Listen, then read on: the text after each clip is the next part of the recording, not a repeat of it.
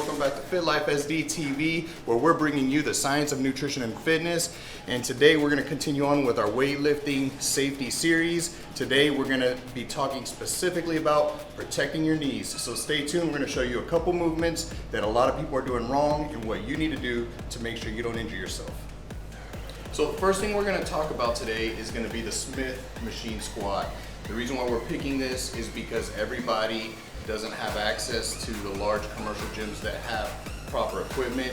If you go to like a Planet Fitness, a lot of times these gyms that are more for the everyday individual, they think they're doing them a justice by having a Smith machine because they don't have to balance themselves out. It's a system that's designed for safety. However, sometimes what's designed for safety can be a lot more dangerous. And so if you try to do a traditional squat in the Smith machine, 9 times out of 10, you're gonna run into problems. So we're gonna demonstrate a little bit what we're talking about. So we're gonna have Kier do, like he's gonna assume he's been doing squats all the time. This is his first time going into a Planet Fitness. This is all he has. Let's see what happens. All right, so we can kind of see that as you do a squat, you should be able to throw your hips back and push them back the further you go. But because the bar is so linear, it's kind of scrunching him like an accordion in an unnatural anatomic position. And depending on how your limbs are shaped, how long or short they are, it could make this a lot worse. So what we don't want to be doing is grinding the knees. Unfortunately, this is putting a lot of pressure on the knees when you try to do it the traditional way. So what you can do is, it's a must if you're going to try to do a traditional squat, is get some wedges to place underneath your feet. If you don't have access to these, you can use a small weight, but wedges work really good. So, and then we're gonna put these in place. Just kind of make sure they're in the right spot for you. If done correctly, you should be able to squat very low, and you can even be putting your knees over your toes, but because you're getting that elevation, it's gonna keep the pressure off the knees, actually putting the pressure behind them, so you can get a full range of motion when you have a Smith machine. So let's go ahead and demonstrate. Much better. He's able to throw his hips back, everything looks smoother, he wasn't forcing it.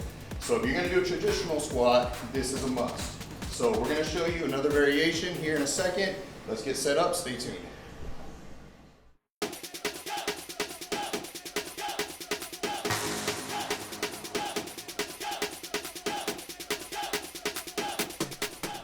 The next thing we're going to show you guys how to do, if you don't want to do more of a traditional squat with the Smith machine and you want to target more of your quads, is going to be a variated form of a hack squat. So normally a hack squat is going to be a machine similar to this, but it's going to have a pad in the back that's going to stabilize your thoracic spine. This, you're going to have to keep your core tight to stabilize your thoracic spine. However, what the Smith machine does is allows you to bring your feet out in front of you so that when you squat, you don't really need the wedges. You're just going to bend at the hips and sink all of your weight safely behind your knees. So he's going to demonstrate exactly what we're talking about, how to do that. Good. See, with his feet out in front, he's got enough room to throw his hips back as if he had full range of motion. So that's a variated hack squat, good way to isolate the quads. Again, it's going to keep your knees safe from injury.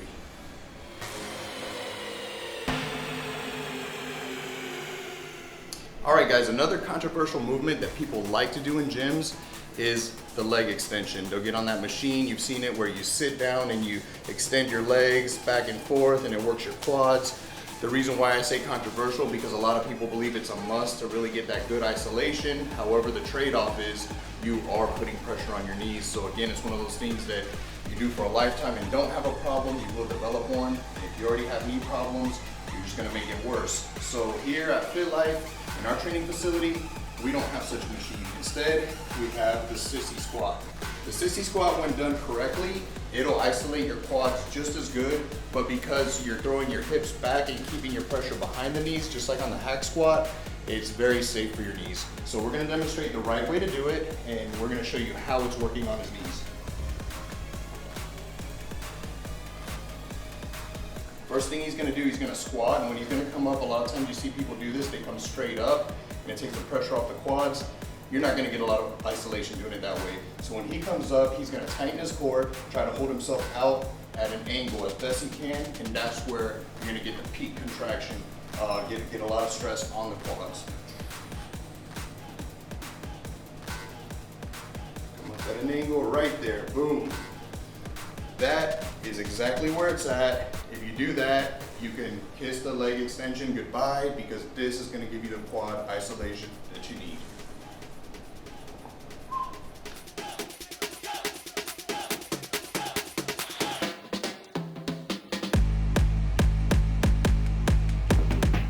All right, so with the sissy squat, just like everything else, you want to make sure you're doing it correctly. So it doesn't make you totally invincible to knee problems. One thing you got to do is when you're coming down, make sure you're bending at the direction that's natural for the flow of your knees. So if you're kinked to the side and you feel pressure on your knees, you just got to make sure your knees are lined up in the direction they're bending. You should have no problem with the sissy squat. So that wraps up another day to learn about what's a safe way and a right way to work out without causing problems. And we're gonna have more coming, but we also wanna hear from you. So if you guys wanna know how to do a movement correctly, if you've been doing something, you're kind of wondering if you're doing it wrong, it doesn't feel right, make a comment, send a comment in the comment section, and we will try our best to make a video addressing your questions. So make sure, if you haven't already, to subscribe, hit the like button. Like I say, leave comments, it helps us out, and we'll see you next time.